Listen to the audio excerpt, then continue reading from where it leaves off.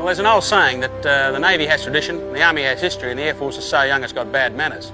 Well, that's not true. We've got a great tradition. In fact, we're the second oldest Air Force in the world.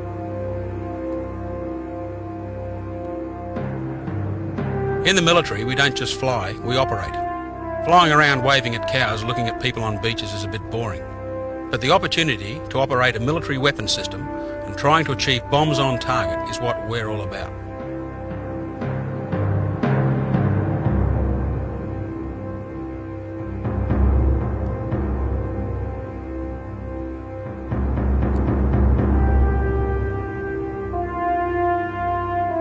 At 82 Wing, we operate the Pig.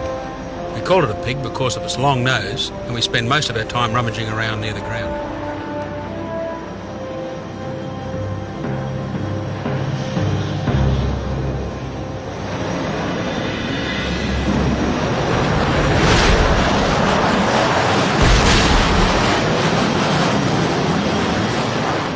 The wing's structured into three elements: the headquarters unit for command and control, and two flying squadrons, numbers 1 and 6.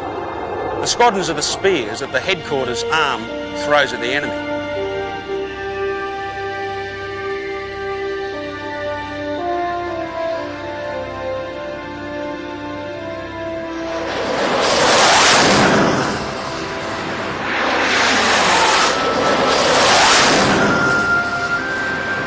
Precision implies and means that we can put a bomb pretty much where we want it. In World War II, the Lancasters used to use ballistic weapons that just rain down from on high. We've got guided weapons and laser-guided bombs. We can put it right through your window. And which window do you want it in? My job is to fly the F-111, and mine is to tell him where to go.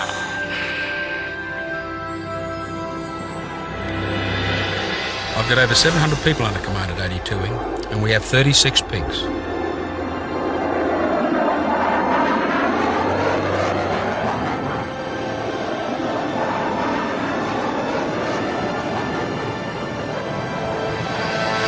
The motto of one squadron is, we see, we strike. And that's exactly what we do. Day, night, precision strike in all weather. I first met Jeff in 1973 at the RAAF Academy at Point Cook. We've spent all of our married life together in the Air Force, and sometimes I have to admit that it does feel like there are three of us in this marriage. Sixth Squadron's motto is, we shall return. The squadron operates the two newest Australian F-111 variants, the F-111G and the recently modified AUP F-111C. The type of people flying F-111 start at 20 years old, they're a senior person by 35, and then more than 35, there's not too many people around who are over 35. It really is a young person's type of job, deliberately so. Who else gets to roar around for a job, with the hair on fire at Mach 2? You'll find that a very large percentage of the successful sorties flown in the Gulf War were by the F-111, as opposed to the stealth bomber, as a lot of people may think. There's plenty of scary times, and we each rely on each other. We rely on each other to back each other up when one person gets overloaded. But you have absolute faith in the guy that's flying it. Otherwise, you wouldn't be doing that upside down at night. We go upside down. I saw you do it. Didn't you know you did that? Actually, flying an F-111 is a well-kept secret. It's actually not all that hard, in that most of the time... Yeah, it's a great job, and I think the pride thing, your family are very proud of what you do. But it's no doubt it's a risky business. It's very important in the F-111 world to be able to operate in a crew environment. If you really can't get on with another person, then the F-111 won't work for it. As far as a female navigator, I don't have any problems with that at all. Yeah, I think female pilots would be great if they're doing it for the right reasons. Everyone in this room probably at age about 3 said to their parents that they wanted to fly aircraft, and that's why we're all here, and I'm sure there's a bunch of girls out there that have done that as well. Fighter pilots make movies, and strike pilots, strike aircrew make history. I've got no desire to go to combat. In fact, we're here to stop us going to combat, to stop other people wanting to go to combat with us. That's what a Defence Force is, a big insurance policy. I love flying jets. I essentially Got to a point where I had to make a decision, you know, like everyone does at the end of school. What do you want to do for the rest of your career? I enjoyed flying at the time, and I figured the best way to enjoy aviation is an Air Force career. So I basically set down that path. I was lucky enough to achieve F111s, and that's one of the things that you know, I would recommend to anyone that that does this sort of a career, is to strive as high as you possibly can and get the most out of it.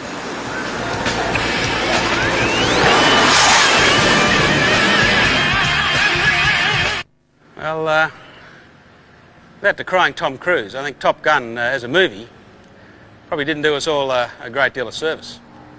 It's a bit simplistic, and not all of us look like Tom Cruise, unfortunately.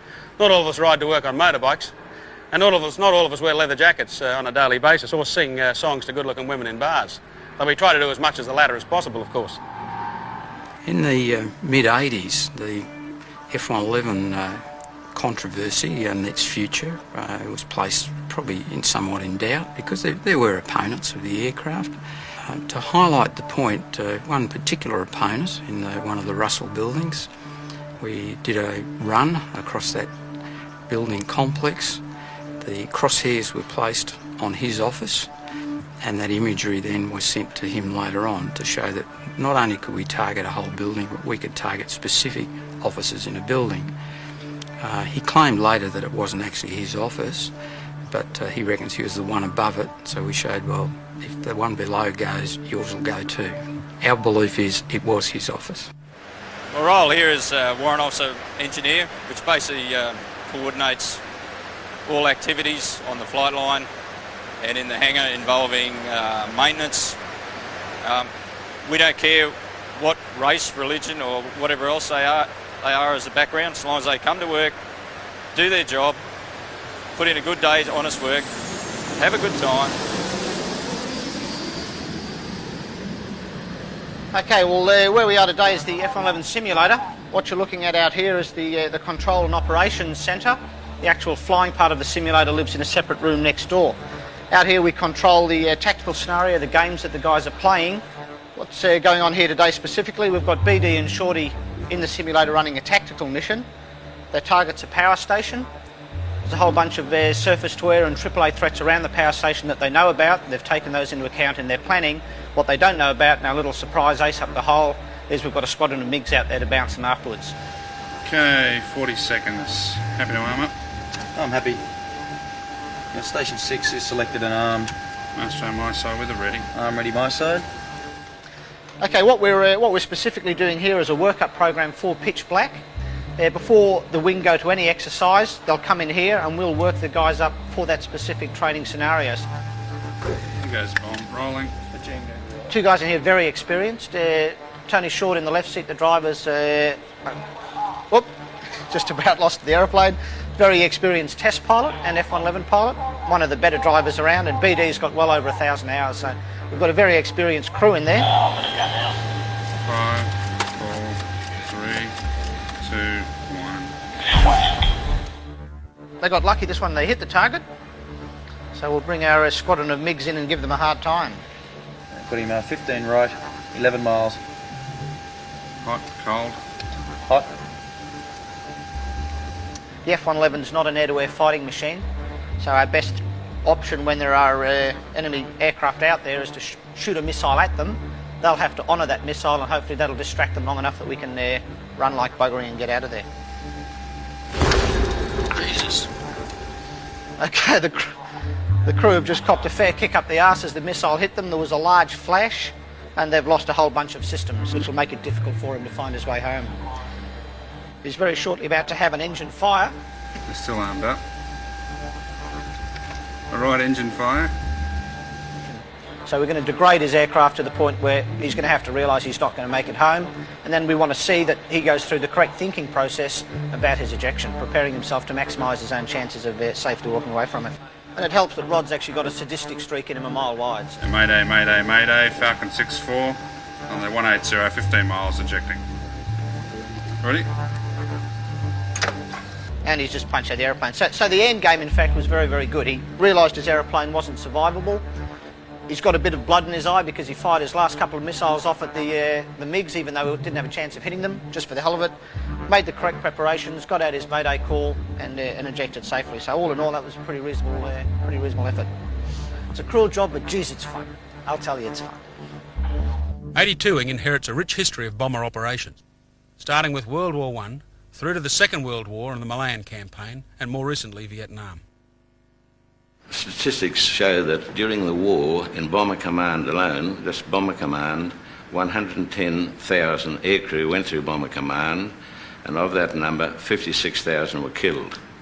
Joe Herman was a chap who was flying Halifaxes at the time, and they were shot up over the Gelsenkirchen, one of the big towns, and he bailed the crew out and was just about to grab his own parachute, and the plane just exploded in mid-air at about 18,000 feet, and here he is plummeting towards Earth without a parachute. But as he was coming down, he hit something and he instinctively grabbed it, and it turned out to be the leg of one of his crew coming down in his parachute, and they both landed together. And they both survived that incident. Well, I flew in excess of 2,000 hours on Canberras just like this one, until in 1967 I was one of 5 aircrew assigned to the US to fly with American squadrons on the Allies' newest and most sophisticated tactical bomber. The F-111 was a quantum leap ahead of the Canberra in terms of technology and performance, and it boasted several firsts, including the swing wing, which enabled the aircraft to fly 3 times the speed of the Canberra. Another innovation, terrain following radar, was a major breakthrough, as it enabled the jet to fly under enemy radar cover, supersonic, day and night. Ex-Canberra crews were particularly pleased with the capsule ejection system, as it improved their survival chances dramatically, especially the navigator, who over the target area would normally be operating in the nose of the Canberra, away from the ejection seat.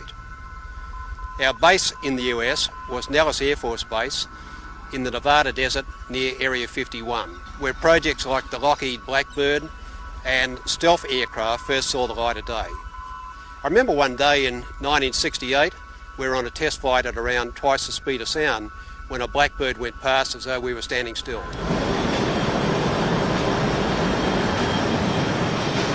That flight was pretty exciting, as you imagine, the takeoff in my heart and my lungs and in my throat, and big quiver up my spine, but it was really exciting.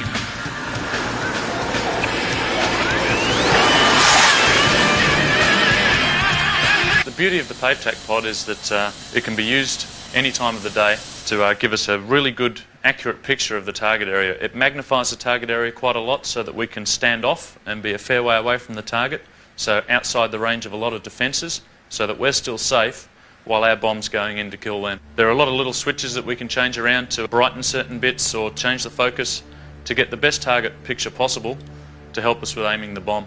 The pod has a laser inside it which we use to fire at the target, and that's used to guide some of the latest precision munitions into the target. In preparation for Pitch Black, we're running some realistic combat scenarios. We're about to embark on a mission to attack a maritime target. We've had a camera rigged up in the jet so that you can follow us all the way through the mission from the start when we walk around the jet all the way back until we come back home and land.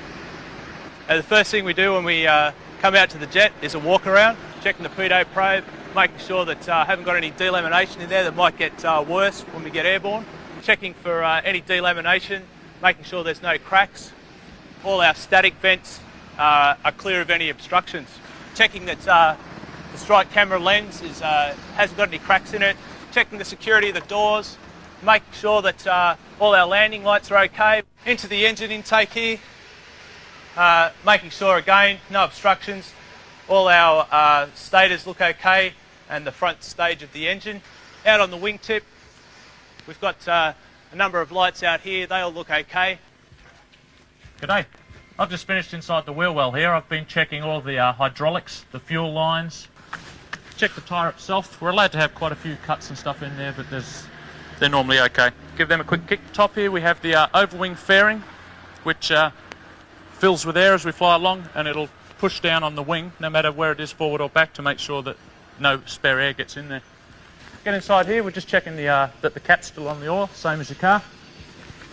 The rest of the airframe back here, make sure there's no nuts or bolts missing. And then the main stab on the back here. Then moving on to the aft of the jet. Here we have our radar warning receiver. Make sure that the antennas there are okay. And then into the business end, the afterburner. Okay, once we've started the engines and completed our flight control checks, aligned the navigational kit, then we're now ready to taxi.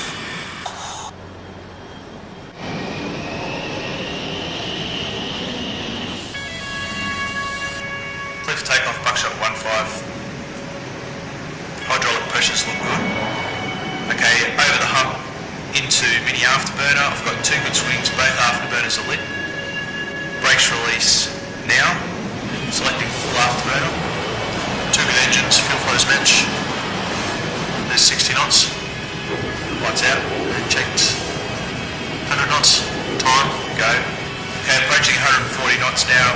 Rotating the aircraft. 3 good balls. 160 knots. We're airborne. Climbing away now, accelerating. The gears travelling up. Slat and flat are travelling up. Okay, we've got a clean aircraft now.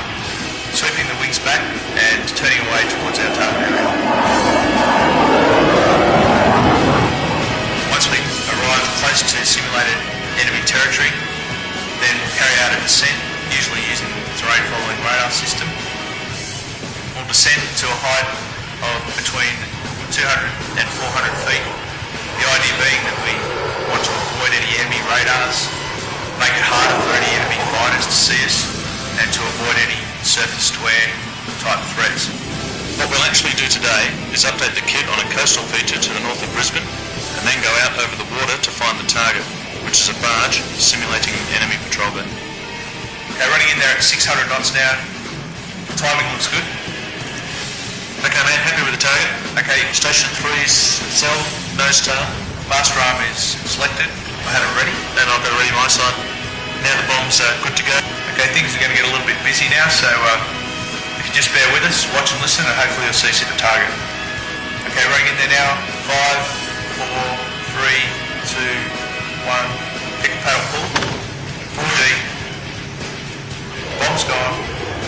Above Australia rolling. Okay, then got the target tracking. Above TSA. Sharp, sharp. Lasers on. Level above TSA. Sharp, sharp. Sharp, sharp. There's impact, memory point wide. To 900,000. Let's check. Lights are out, video's good.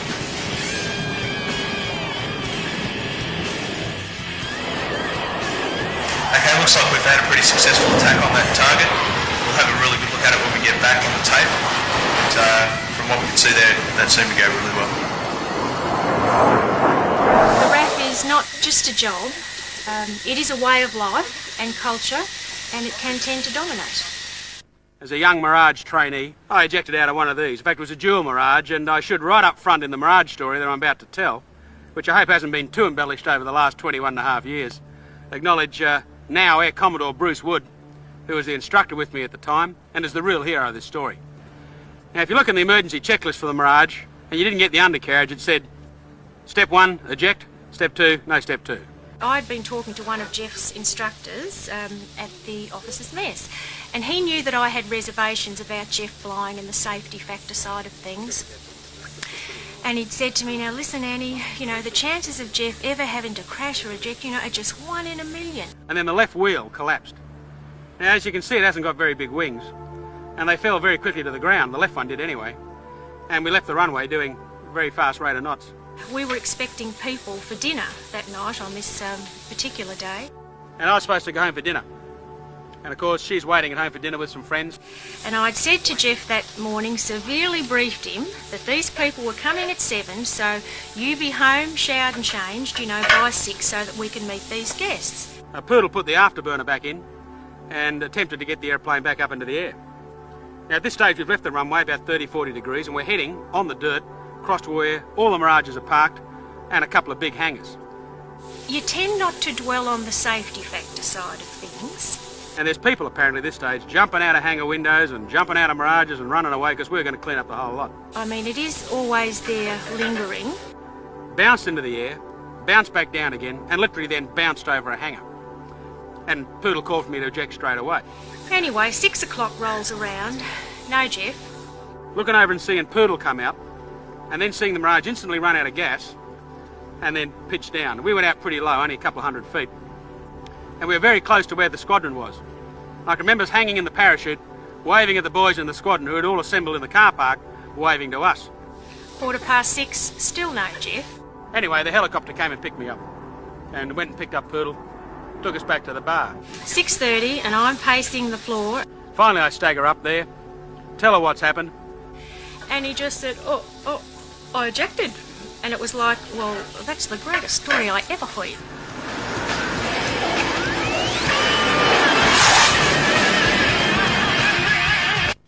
In an emergency, the entire crew module with the 2 crew members in it can be ejected. Either crew member pulls an ejection handle to initiate the ejection, and the module is rocketed up and away. A parachute opens and lowers it to the ground. We were just off the coast of New Zealand when we had a warning light, and fortunately Auckland was not too far away, so we diverted to Auckland. We had another aircraft in trail with us, and as we got closer to Auckland into the Hauraki Gulf, he informed us we're on fire. Your options become pretty limited then. The pilot said we were going to eject. He leaned forward and pulled his handle. There is a delay of about 0.3 of a second. I thought it hadn't worked, and I leaned forward and pulled my handle. We got a monumental thump then, and you go out with quite an expressive feeling. Once we were clear of the aircraft, you looked up and you could see the parachute was deployed. I looked out to the right and could see the aircraft itself was still flying, but it was just sort of getting up and stalling, and I lost sight of it as it entered the water. Well, the impact of the capsule is about 18 G. Right now we're all standing here with 1 G on us. As the doctor put it to me one day, he said, your back's 15 years older than you are, so look after it. And the RAAF Academy was recruiting. They gave free trips to Melbourne. Well, away I went. Next you know, you got a haircut, passed the test, and here it is, 27 years later. Well, rock and roll. Yeah, I guess that's the big change. Married with wife and kids. Well, it's easy to say your family comes first, but it's hard to do that in a service career, of course. I mean, as we all know, the service looks after you, does the best you can, but moving every couple of years is difficult. I guess people have a perception that flying is Top Gun and Tom Cruise and... I told you never to mention the words of this documentary ever again. Mate, jokes aside, I mean, there's been times out there, you and I together too, not only with other navigators and other pilots, where, you know, it does get scary. And as much as you can show people what it's like to do an air show or fly around on a sunny day, no one understands what it's like. In the middle of a dark thunderstorm, pitch black night, you can't see a yard in front of your face. You're down there at 200 feet, and it's all happening real quick. But you can never really go home. You know, how was work today, dear? Well, that never really comes across. How can you tell you what it's like out there? You know, a beautiful sunset out over the middle of the Pacific, or scared to death in the middle of the night in a dark thunderstorm, or flying down a beach and having a good time, or getting a DH in a shack with a bomb. Yeah. How can you tell them that? Anytime they ever went away, there was always some major drama, some major crisis that used to happen, be it with the house or be it with the kids. And naturally you did cope, you managed to cope on your own. However, that was a lot easier to do when you lived on the base married quarters.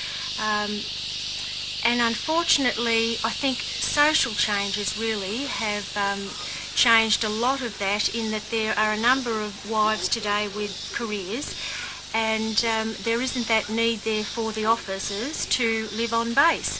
But it was a wonderful support group, because when the squadron was deployed away, those wives that were left behind were all in the same boat, all experiencing the same highs and lows, and there was an instant support system there, whether you had relatives living nearby or not. Now, this aircraft here, A8272, the Boneyard Wrangler, came out of the Arizona desert. In 1992, the government purchased 15 second-hand F-111Gs from America so that we could extend the life of our F-111s. Most of those aircraft, in fact all of them except this one, were in American service or in maintenance, but this one had been retired already, wrapped up in plastic, stuck in the desert, and was in the aircraft graveyard where all the old aeroplanes in the American service go to die. This aircraft was then flown out to Australia by a previous OC, Group Captain Dunlop.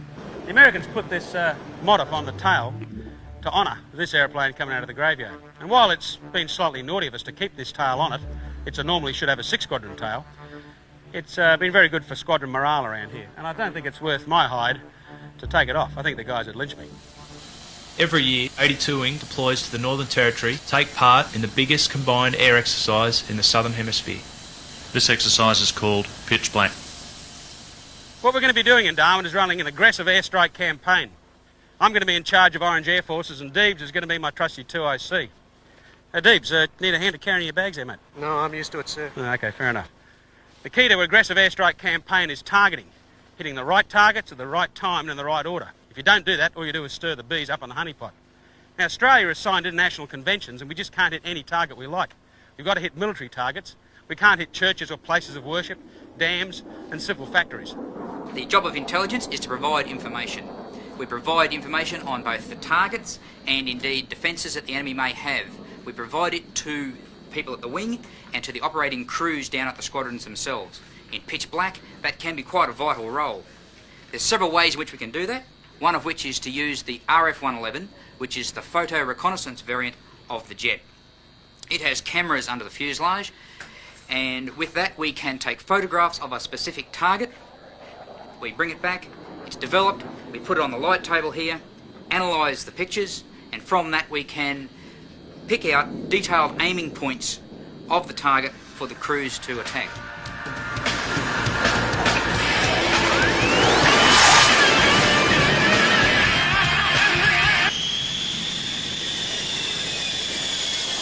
Well, this is our home for the next month. We will average 14 to 18 hours a day, 7 days a week, during exercise pitch black. Doesn't leave a lot of time for fun, but we still manage to squeeze that in as well. Earlier today, the PM gave his sternest warning yet to the Blue Land president that Orange Land is prepared for any eventuality. And in Washington, the Foreign Affairs Minister left the peace talks without a solution to the worsening crisis. I'm married with 2 kids, 2 girls.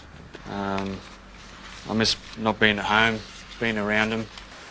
In case of there ever having to be another war, which hopefully none of us ever have to live through, there is the possibility that he would have to go, being a life support fitter. Sometimes it's been hard for her, but she's had a lot of support from other wives and friends. Tension is mounting tonight as Orange Land ground forces are gathering in a forward position near the border of Blue Land. Well, we have a great relationship with our fighter pilot friends, and we call them Nucks, an endearing phrase for knucklehead. The purpose of pitch blanks is basically twofold. It's to exercise the knuckleheads in their air defence of Australia. They they're normally the Blue Force, and they'll defend Darwin or Tyndall. And for us, it's an interoperability thing. We get to play with the Americans and maybe the Singaporeans and work as big packages. We all get together. It just practices your coordination and how you'll fit into a combined force if you go to something like the Gulf War or whatever. And we come back from a mission and say, well, I wish I'd trained differently at home, and that quite often generates something new for home. We come out in a post-exercise report, say what we thought should have or could have happened, then try and put that in place to make a better training program so that next time we come back to Darwin, we do it better. One thing that I find always happens when you go away is the first day that you're away, the car breaks down, the hot water system blows up, and Michelle's on the phone saying everything's falling in a heap. But I guess it comes with the territory. It's something that comes with the job basically, and we just have to put up with it. Our whole job is training for war, and war is just something that doesn't happen every day of the week sort of thing. It's something that's fairly far removed from reality, and so exercise is about the only real way we get to practice.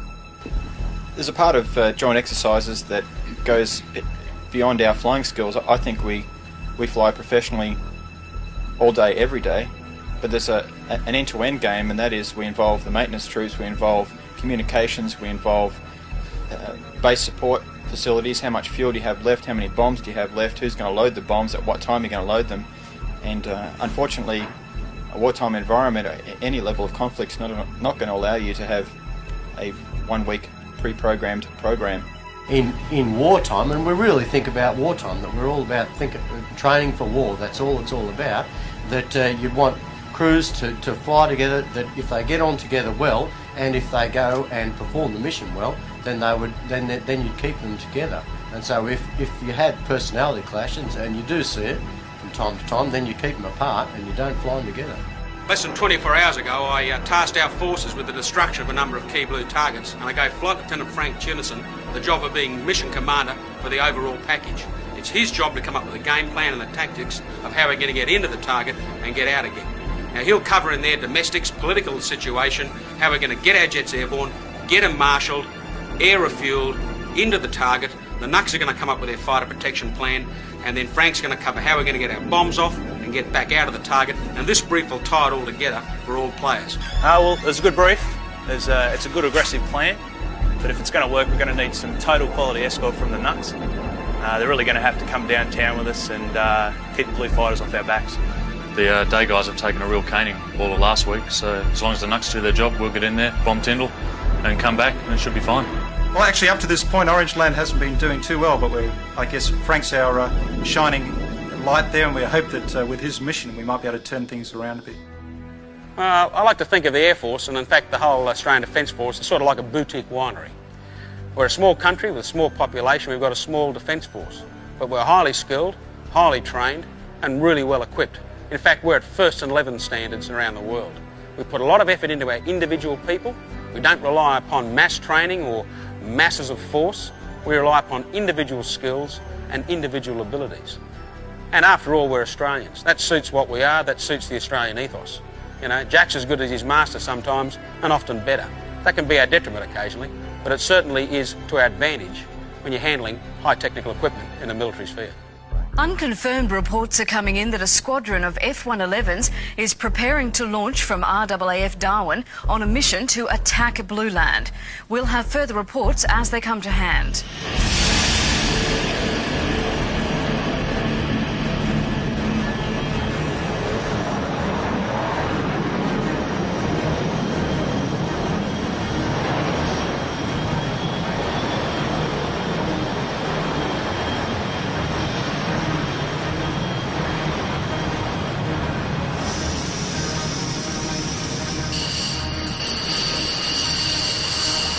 Darwin ground. Takes to the holding point, runway 29, time 24.5.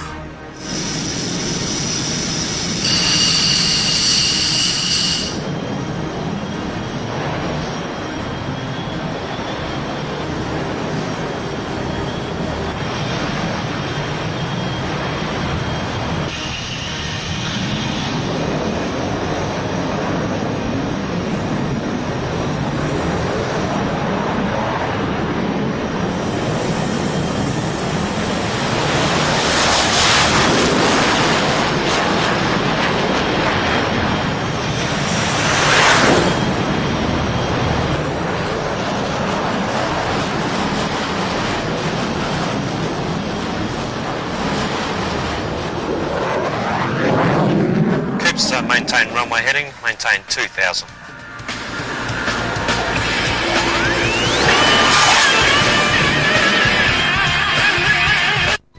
Well, the Air Force has always said you join as an officer first and as a pilot or engineer or whatever second. And a lot of young guys don't like that. They like to stay flying or stay with their hands on. That's why they get out and join the airlines or whatever. But for me, the excitement I've had throughout my Air Force career has been the opportunity to command people. And it's a great and humbling experience. And I've had opportunities at squadron leader level, at wing commander level, and now at group captain level. And it's something you don't get often, and it's something that many people don't get even in the service. But it's been a great experience, and it's been the most rewarding part of my service career. And as I said before, often very humbling when you look at the dedication and the drive that the people under you have.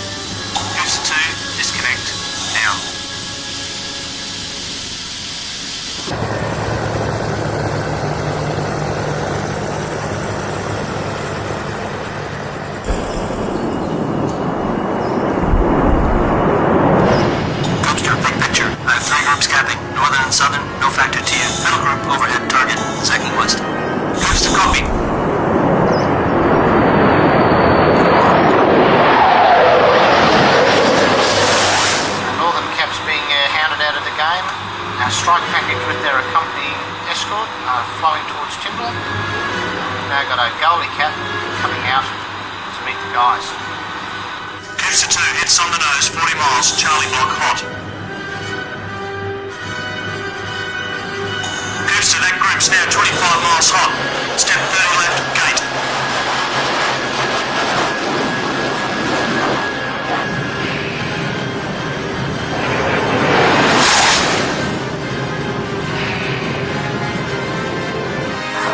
Basically push down the one line and he's going to overtake them and the A-Force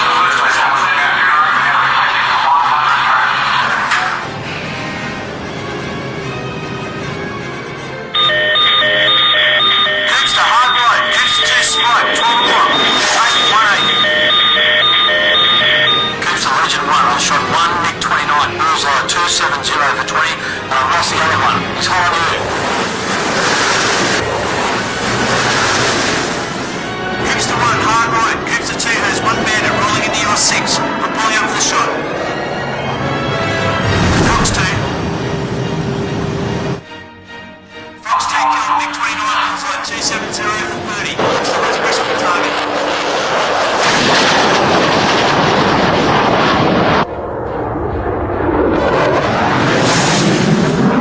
It sounds like gone better than last night. Certainly the fact they're escorting the F-111s out means the F-111s are still in the game. They haven't been shot. It penetrated in at the right timing and they're getting out at the right time. So you can only extrapolate that to say that they got in and out to do the business.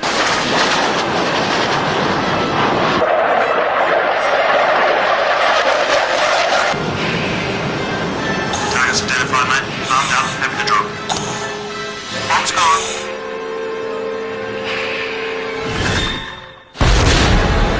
Shane. Let's get out of dodge. Egress is 27, let's get back on the deck. Okay, descending.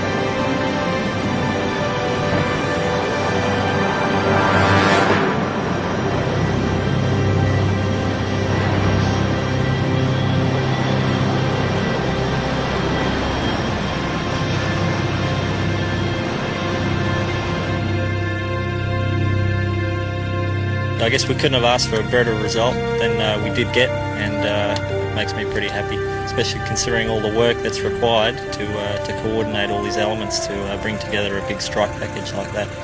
We kicked ass. We got to the target. We got downtown Tyndall. Every sortie for the last 5 untapped. We got some, sort of doing evasion stuff on the way out. There's some spikes and shit coming, and we were moving on the way out. But we basically got all the bombs on Tyndall on time for the last 5 sorties, and that was a big thing. So some of the tactics, when the Nucks did abide by the rules, the things we learnt were exactly the same as what we expected to learn. All the Americans standing there going, "Hello, my name's Major Bob so-and-so, call sign Magnet. I fly the F-16 Viper." Crap on for 20 minutes. Poms get up. "Hello, my name's Colin Basnett, call sign Colin Basnett." We fly the Tornado. We think we're alright, but make your own minds up. See ya. And this is a lovely part of Canada. Oh, that's right. The other thing that started happening towards the end, the F-16s, the Singaporean 16s actually started to hook in, and I reckon they took 4 kills, 5 kills, something like that in the last half a dozen missions. Stop for all these kills. And then our knucklehead spilt his Bundy, so we're stop! Oh, okay, stop. The Aussies have got a point. What's your point? He spilt his Bundy. Roger that, continue. Well, pitch black is over for another year, and there's nothing left to wrap up except the inevitable paperwork. But the training cycle rolls on. 1 squadron leaves next week for Western Australia, and 6 squadron depart soon for an exercise in Malaysia. I often come out here to watch the takeoffs. I still get a buzz out of the power of the F-111. But my generation is giving away to a younger bunch I don't know if they're Generation X's or whatever, but certainly they're far more professional at their age than I was. And in reflecting on what we've asked them to do in flying and maintaining this aircraft, I believe they're amongst the best that this country can produce. I'm proud of them, and it's been a privilege to command them. An Air Force is a complex organisation. There are many people in the Air Force team doing jobs that are not as glamorous or as visible as flying. But each and every one of those jobs is vital to the provision of combat air power, essential for Australia's security. Out here on the runway is where it all starts to come together. And in my line of business, it doesn't get any better than this.